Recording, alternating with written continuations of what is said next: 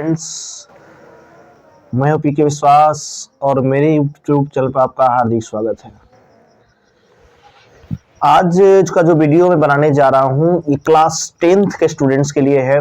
जो भी students CBSE board की परीक्षा की तैयारी कर रहे हैं, उनकी एग्ज़ाम बहुत ही नज़दीक आते जा रहे हैं और ज़्यादा समय भी नहीं बचा है, मात्र उनके पास 2 या 3 महीने का समय है और उनको जो चाहिए अब शॉर्ट चीज़ में तैयारी चाहिए और उनको रिवाइज करने की आवश्यकता है। उसी के संदर्भ में मेरा ये वीडियो है, जिस वीडियो में मैंने प्रयास किया है कि फिजिक्स के जो इम्पोर्टेंट चैप्टर्स है उसका मैं कवर करूं पीडीएफ के माध्यम से, उस चीज़ों को एक्सप्लेन करूं ताकि उनके दिमाग में चीज़ें सेट हो जाए। तो उस कड़ी में मैं पहला जो वीडियो आपके सामने लेकर आ रहा हूँ, फिजिक्स का वो चैप्टर है आपका magnetic effect of electric current. Magnetic effect of electric current chapter है जो कि स्टूडेंट्स के लिए काफ़ी इम्पोर्टेंट भी है और काफ़ी उनको डाउट्स भी इस चैप्टर में ज़्यादा रहता है। तो इन सारे डाउट्स को क्लियर करते हुए मैं चैप्टर को आज क्लियर कराऊंगा। जो भी स्टूडेंट्स है जो बीएड की तैयारी कर रहे हैं, इस वीडियो को जरूर देखें ताकि उनका डाउट्स इस चैप्टर से क्लियर हो सके। ये वीडियो, इस चैप्टर का वीडियो मैं 2-3 पार्ट में बनाऊंगा ताकि आप चीज़ों को आसानी चीज़ों को समझ सकें। तो आइए चैप्टर को स्टार्ट करते हैं। देखिए, चैप्टर का ही नाम है magnetic effect of electric current, यानी विद्युत का चुंबकीय प्रभाव। यानी करंट का जो इफेक्ट है और मैग्नेट में दोनों में क्या रिलेशन है, इन दोनों चीज़ों को पढ़ना है। आप आज इलेक्ट्रिसिटी की दुनिया, सब लोग जानते हैं इलेक्ट्रिसिटी हर जगह से प्रोडक्शन इसका हो रहा है, लेकिन इलेक्ट्रिसिटी का मेन कॉज क्या है, कहाँ से आता है? क्योंकि आज आप देख रहे हैं जो भी एप्लायंस है, वो कुकिंग सेक्टर में हो, खाना बनाने वाली चीज़ में हो, वॉशिंग मशीन हो, फ्रिज हो, इलेक्ट्रिक आयरन हो, टोस्टर हो, रूम हीटर हो, सारा काम करा इलेक्ट्रिसिटी पर, लाइट भी काम करा इलेक्ट्रिसिटी पर। तो आखिर इलेक्ट्रिसिटी प्रोड्यूस कैसे हुआ और इसका संबंध मैग्नेट से किस तरह है, इन सारी बातों का जो है इस वीडियो में हम जो है वर्णन करे हम लोग जा रहे हैं। तो इस बात का काफ़ी हम लोग को ध्यान रखना पड़ेगा।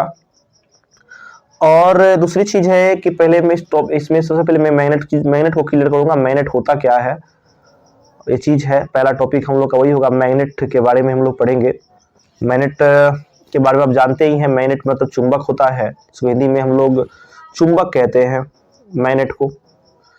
अब ये मैग्नेट है क्या, इसकी खोज कैसे हुई, मैं इसकी चीज़ों को पहले कर देता हूँ। तो इसकी खोज हुई थी, एक मैग्नेस नाम का गैरेडिया था जो भेड़ चराते थे, उस समय उसको गैरेडिया कहा जाता है। तो मैग्नेस एक बार भेड़ चराने के लिए जंगल में गए थे और उस समय के लोग जो है ज़्यादा जो है आयरन के सूज या आयरन के स्टिक का ज़्यादा प्रयोग करते थे। तो मैग्नेस भी अपना स्टिक लेकर गए थे वो भेड़ को हाँकने के लिए, और उन्होंने मेटल का ही बनाया हुआ एक शूज पहना हुआ था, जूता पहना हुआ था। तो एक पत्थर पर जाकर मैग्नेस बैठ गए थे। जब पत्थर पर बैठे तो देखा, जब उठने का जब प्रयास किया, देख रहा है कि उस मैग्नेट पत्थर जो है इनको छोड़ नहीं रहा है, इनके सूज को अट्रैक्ट करके रखा है, इनके स्टिक को अट्रैक्ट करके रखा हुआ है। तो मैग्नेस को अंदर से बड़ा डर हुआ, उनको लगा कोई भूत प्रेत ऐसा ना है कि जो हमारे सूज को पकड़ के रखा हुआ है। तो उन्होंने सूज वहीं पर छोड़ा, स्टिक को छोड़ा, भागते भागते गाँव के लोगों को बुला कर लाया। तो गाँव के लोगों ने भी देखा यही करिश्मा कि भाई क्यों जो है आयरन की चीज़ों को अट्रैक्ट कर रहा है, और सबको नहीं करता था, प्लास्टिक नहीं हो पाया। तो उस पत्थर का स्पेशल नाम दिया, बाद में चला कि भूत नहीं है, एक स्पेशल पत्थर है, एक स्टोन है जिसका नाम इसी मैग्नेस के नाम पर मैग्नेट रखा गया। तो इसको डिफाइन भी करना होगा। तो मैग्नेट एक ऐसा सब्सटेंस है जो आयरन, निकेल, कोबाल्ट से बने हुए चीजों को अपनी तरफ क्या करता है, अट्रैक्ट करता है। तो इसका डेफिनेशन आप देख सकते हैं, इसमें लिखा हुआ है, आप चीजों को समझ सकते हैं बारीकी से कि a magnet is a material that produces a field that attracts और repel other such materials of magnetic nature. इन जो भी मैग्नेटिक नेचर के मटेरियल्स होंगे उसको या तो रिपल्सन करेगा, नहीं तो अट्रैक्शन करेगा। इसी मैग्नेट में आप समझ सकते हैं कि जो लोडस्टोन है, इसको हम लोग फेरिक ऑक्साइड के नाम से भी जानते हैं, इंडस्ट्रियलिंग ऑकरिंग मैग्नेट है। यानी मैग्नेट एक ऐसा पदार्थ है, एक ऐसा मटेरियल है, एक ऐसा सब्सटेंस है जो आयरन, निकेल, कोबाल्ट को अपने तरफ अट्रैक्ट करता है। It attracts materials like iron, nickel, cobalt, etc, steel को भी करता है। दूसरी बात, मैग्नेट का अगर बात करें तो मैग्नेट के पास 2 पोल्स होते हैं, 2 पोल्स होते हैं मैग्नेट्स के पास। A magnet is always bipolar with poles named north and south. अगर आप किसी मैग्नेट को फ्रीली सस्पेंडेड कर रहे हो, किसी मैग्नेट का फ्रीली सस्पेंडेड इस तरह कर रहे हो, तो इसका एक पोल नॉर्थ की तरफ, एक पोल साउथ की तरफ स्टे होता है। पहचानना है, मान लीजिए कोई स्टोन आपको मिल गया, कोई पत्थर मिल गया, आप चाहते हैं को मैग्नेट है कि नहीं पता करना चाहते हैं, you are to identify that stone is magnet और नॉट, तो आप उसको फुल्ली सस्पेंडेड ऐसे कर लीजिए। तो सस्पेंडेड करेंगे तो उसका एक पोल जो है नॉर्थ की तरफ, एक जाएगा साउथ के पोल की तरफ, इसका मतलब है मैग्नेट वो है। तो हमेशा ये नॉर्थ और साउथ डायरेक्शन में स्टे करता है। दो पोल्स होते हैं मैग्नेट का, एक नॉर्थ का और एक होता है साउथ का। इन पोल्स को आप अलग भी नहीं कर पाओगे, अगर मैग्नेट को तोड़ भी देते हो ना तो उसके दो नए पोल्स फिर से जनरेट हो जाते हैं, तो आप इनको अलग नहीं कर सकते, ये बात ध्यान रखना है। अर्थ भी एक मैग्नेट ही है। अब कुछ मैग्नेट के टाइप्स भी हमारे पास है, जैसे बार मैग्नेट क्या होता है। तो बार मैग्नेट एक रेक्टेंगुलर ऑब्जेक्ट है कंपोज ऑफ आयरन स्टील और in form of the ferromagnetic substance से बना होता है, जो कि परमानेंट मैग्नेट की तरह काम करता है। इसका मैग्नेटिक भी परमानेंट होता है। डिफरेंट पोल्स इसके होते हैं, वही नॉर्थ और साउथ पोल्स भी इसके होते हैं। फिर सस्पेंडेड आप करोगे तो नॉर्थ और साउथ डायरेक्शन में स्टे करेगा। यानी इस तरह का मैग्नेट आप देखे होंगे, सीधा स्टेप मैग्नेट होता है, इसी को हम लोग बार मैग्नेट के नाम से जानते हैं। जो रेक्टेंगुलर शेप में रहता है उसे बोला जाता है। इसके बाद है magnetic field and magnetic field lines, that is the important topic.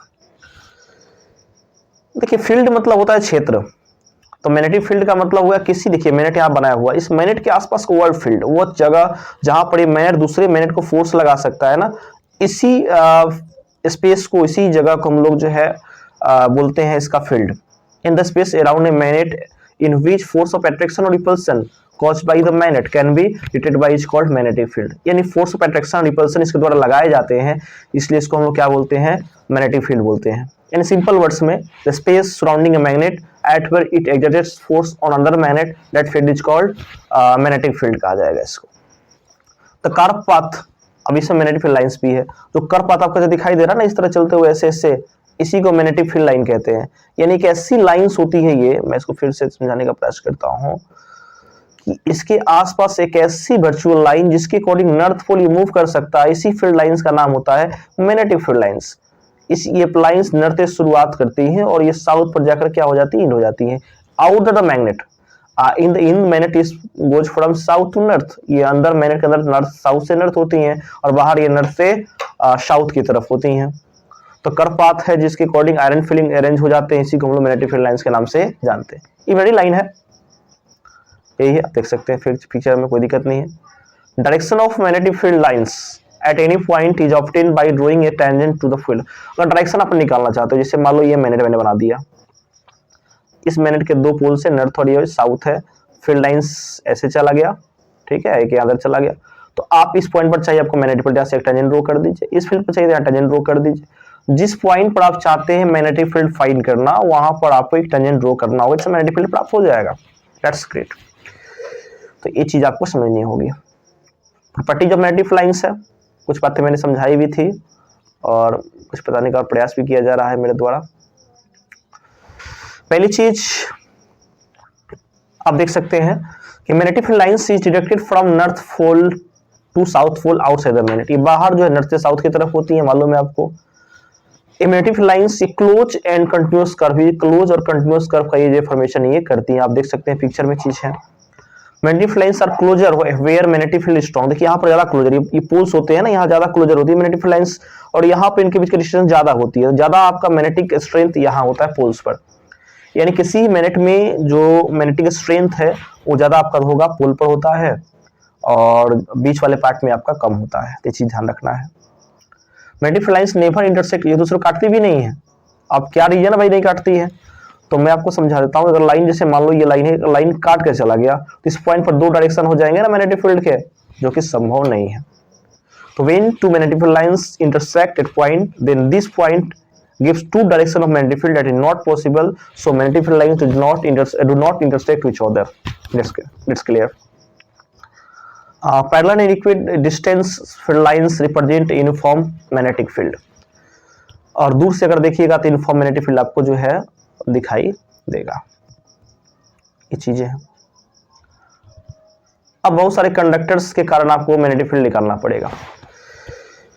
एक साइंटिस्ट थे, उनका नाम था ऑस्टेड। भाई ऑस्टेड का तो खोज बहुत बड़ा था, इतना बड़ा खोज ऑस्टेड ने दिया है कि अगर आप कहें तो इलेक्ट्रिसिटी का मतलब बादशाह ये मैं इनको मानता हूं। उन्होंने बड़ी चीज का खोज ये किया था, उन्होंने कहा था कि किसी भी वायर में अगर आप करंट फ्लो करा दोगे तो बिल्कुल वो मैग्नेट बन जाएगा। If you flow electric current in a wire, wire becomes a magnet, उसके पास मैग्नेटिक बिहेवियर आ जाएगा। और ये बात ऑस्टेट ने काफी हिम्मत से और काफी अच्छी तरीके से प्रयोग भी किया था और साबित भी किया था कि ऐसी चीजें होती हैं। तो उनकी बातें आप ऑस्टेट का लिखा हुआ है कि जब किसी भी कंडक्टर में आप करंट फ्लो कराते हो तो it produce a magnetic field, तो मैग्नेट बन गया भाई। It can be seen the help of magnetic needle, magnetic needle समझते हैं, चुंबकीय कंपास सुई बोला जाता है। देखिए मैं पिक्चर को दिखाता हूँ, अब पिक्चर में थोड़ा देखेंगे, थोड़ा बड़ा पिक्चर में छोटा कर देता हूँ ताकि आप चीज़ों को समझ सके। देखो पिक्चर को मैं इधर कर लेता हूँ अपना फोटो। अब देखो इस पिक्चर में आप देख सकते हो, इस पिक्चर में है क्या, तो इसमें देखो एक बैटरी है और ये बैटरी का धन ध्रुव से यानी कि पॉजिटिव टर्मिनल से यहाँ पर करंट निकल रहा है और साउथ से नॉर्थ जा रहा है करंट। तो इसका जो डिफ्लेक्शन है मैग्नेटिक कंपास का, देखो ये नॉर्थ पोल है ना, तो नॉर्थ वाला इधर हल्का से क्या होगा, डिफ्लेक्ट हो जाएगा, इस पोजीशन से इस पोजीशन में आ जाएगा। यानी वही दूसरी पार्ट में करंट का फ्लो अगर आप पॉजिटिव से नॉर्थ से साउथ कर रहे हो तो देखो हो क्या गया कि साउथ वाला भाग गया इधर, तो कोई पर्सन ये भी साउथ और ये भी साउथ दूर हो गया। ठीक है, यहाँ नॉर्थ था ये साउथ था, तो ये हल्का क्या हुआ, डिफ्लेक्शन हो गया यहाँ पर। तो ये चीज है, इसमें डिफ्लेक्शन देखने को मिलता है। कंपास से डिफ्लेक्टेड हो गया, इसका मतलब कि आसपास मैग्नेटिक फील्ड है। तो ये सिंपल सी बात इनका यही है, किसी भी वायर में आप करंट फ्लो कराओगे तो मैग्नेट की तरह काम करेगा, उसके पास मैग्नेटिक फील्ड होगा। यही बात ऑस्टेट का था, ज्यादा इसको मैं लंबा नहीं खींचूंगा तो और भी ज्यादा कंफ्यूजन आपको प्रोड्यूस हो सकता है। Magnetic field due to the straight current carrying wire, तो स्ट्रेट करंट कैरिंग वायर है तो मैग्नेटिक फील्ड आप कैसे निकालोगे। How to find magnetic field lines and magnetic field line patterns due to the straight current carrying wire. तो देखो अगर ये मैग्नेट है, अगर ये वायर इस पर करंट फ्लो हो रहा है, तो करंट ऐसे जा रहा है, तो अंगूठा का नियम का प्रयोग करना। देखिए आप थंब का, मैं थोड़ा सा बड़ा कर देता हूँ चीजों को, थोड़ा सा आप आसानी से समझोगे।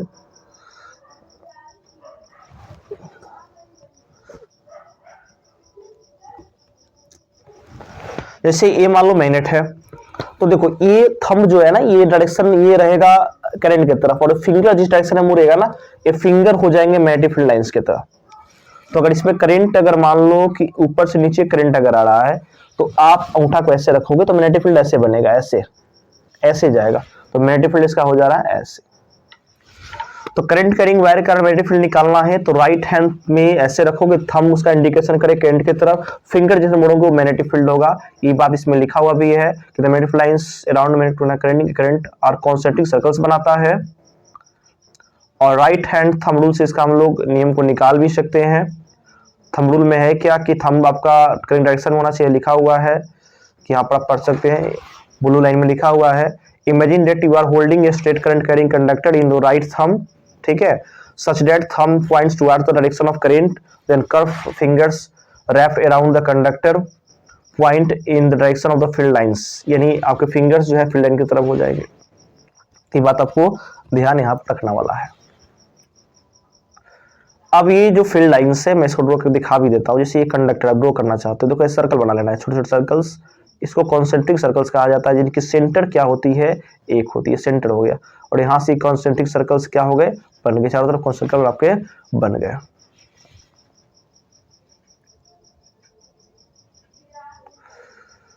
करंट का प्रोपोर्शनल होता है ये मैग्नेटिक फील्ड, और रिवर्सली प्रोपोर्शनल होता है डिस्टेंस से, जितना दूरी अधिक होगा उतने फील्ड आपका कमजोर होते चला जाएगा। अब दूसरी बड़ी समस्या आपको आती है, सर्कुलर वायर के कारण आप पैटर्न कैसे निकालोगे। ये देखो सर्कुलर वायर है, यहाँ पर सर्कुलर वायर में करंट आपने फ्लो करा दिया भाई, तो कैसे होगा।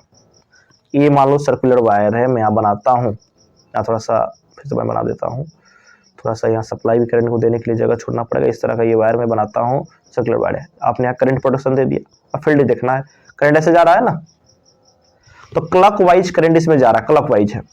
तो देखो बीच वाले पार्ट में थंब रखना है और चारों तरफ फिंगर को मोड़ना है, ऐसे मोड़ना है। जैसे यहाँ भी सर्कल बनाओगे ना ऐसे, तो थंब ऐसे मोड़ोगे तो ऐसे थंब जाएगा, ऐसे ऐसे जाएगा। और इस पार्ट में भी ऐसे बनाओगे तो इसमें ऐसे जाएगा, ऐसे ऐसे लाइंस आपके बनेंगे और बीच वाला लाइन बिल्कुल स्ट्रेट हो जाएगा। तो ये भी कॉन्सेंट्रिक सर्कल्स ही बनाता है, जिस पार्ट पर निकालो देखिए सब कॉन्सेंट्रिक सर्कल्स ही बनाता है। इसमें भी वही लिखा है, different lines near the coil are nearly circular और कॉन्सेंट्रिक होते हैं। फील्ड लाइन सेंटर में बिल्कुल मैक्सिमम हो जाता है और यहाँ पर बिल्कुल यूनिफॉर्म हो सकते हैं। look the face of coil, the current around is in the clockwise direction, that faces of the south pole. देखो क्लॉकवाइज में करंट फ्लो करेगा साउथ पोल होगा, और एंटी क्लॉकवाइज करंट फ्लो करेगा तो हो जाएगा नॉर्थ पोल। इसको हम लोग क्लॉक फेस रूल भी कहते हैं। जैसे देखो, जैसे कोई ये वायर है, इसमें क्लॉकवाइज फ्लो हो रहा है, क्लॉकवाइज है ना, घड़ी की सुई की दिशा में, तो ये साउथ पोल की तरह काम करेगा। और इसमें एंटी क्लॉकवाइज है ना, वो नॉर्थ पोल की तरह काम करता है। इस बात को भी ध्यान रखना है, ठीक है। वही है, फील्ड डिपेंड किस पर करता है, तो प्रोपोर्शनल टू करेंट पर प्रोपोर्शनल करता है, इनवर्सली प्रोपोर्शनल डिस्टेंस का होता है। और नंबर ऑफ टर्न्स, जितनी टर्न्स अधिक रहेगी, जितनी उसमें फेरों की संख्या अधिक रहेगी, उतनी ही ज्यादा आपका मैग्नेटिक फील्ड का स्ट्रेंथ ज्यादा होगा। इस बात का आपको ध्यान रखना है। अब एक सोलेनोइड होता है, हम लोग पहुंच गए सोलेनोइड के पास। आखिर सोलेनोइड है क्या? सोलेनोइड आपने देखा होगा रेडियो में होता है, इस तरह के वायर बनाते हैं स्प्रिंग के फॉर्म में, इस बीच में एक सॉफ्ट आयरन लगा, इसको लपेट देते हैं वायर से। तो सोलेनोइड में भी करंट देखो यहाँ से फ्लो करा रहे हैं, पॉजिटिव है तो करंट से फ्लो हो रहा है, तो यहाँ भी मैग्नेटिक फील्ड ऐसे ही बनता है। इस बार मैग्नेट होता है ना, वैसे ही बनता है। इसका भी एक नॉर्थ और इसका भी एक साउथ बन जाता है, और ऐसे ही नॉर्थ से साउथ की तरफ क्या हो जाता है, करंट का फ्लो इसमें भी होता है। तो बिल्कुल ये बार मैग्नेट की तरह काम करता है सोलेनोइड। सोलेनोइड मतलब क्या, स्प्रिंग फॉर्म में वायर्स को मोड़ दीजिए, सोलेनोइड बन गया। इसमें भी नॉर्थ से साउथ और साउथ से नॉर्थ जो है, अंदर साउथ से नॉर्थ होती है, बाहर नॉर्थ से साउथ इसकी डायरेक्शन होती है मैग्नेटिक फील्ड लाइंस की। अगर क्लॉक फेस रूल को देखना है तो according to this clock face rule, in our solenoid which the current flow in anti clockwise direction, जिसमें एंटी क्लॉकवाइज होगा वो नॉर्थ की तरह काम करेगा, क्लॉकवाइज में फ्लो होगा वो साउथ पोल की तरह काम करेगा। दूसरी चीज, जो मैग्नेटिक फील्ड का जो स्ट्रेंथ है, मैग्नीट्यूड है, इसमें वो भी डिपेंड करेगा, करंट पर डिपेंड करता है और टर्न्स पर डिपेंड करता है। सेम चीजें दोनों में वही है, तीनों वही चीजें हैं।